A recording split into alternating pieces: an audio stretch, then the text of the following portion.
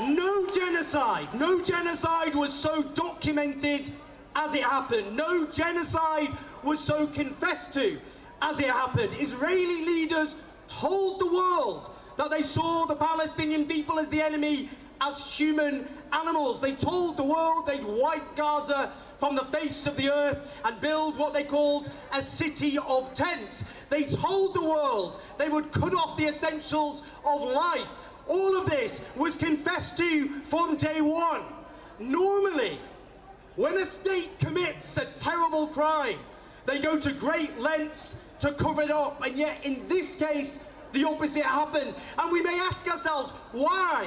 Why self-incriminate yourself so openly, so flagrantly? And the answer is simple: because Israeli leaders knew from the beginning they had total impunity granted to them by our political elites and my colleagues in the Western media who facilitated this genocide from day one.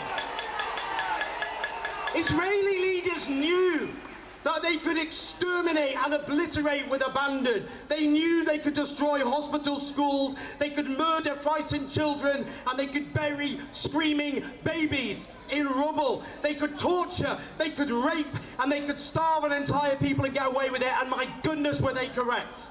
Now, after 21 months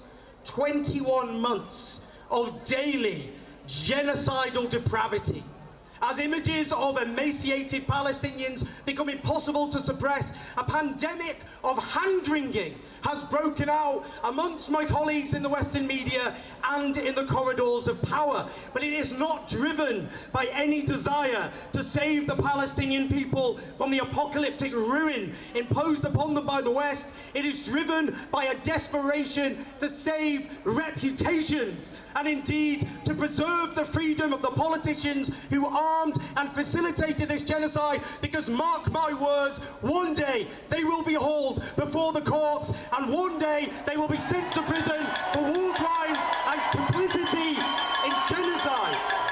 A reckoning is coming.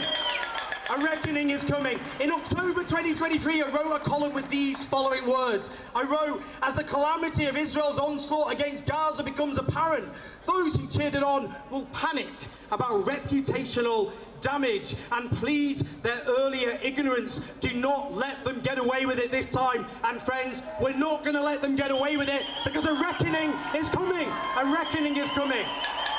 And yes,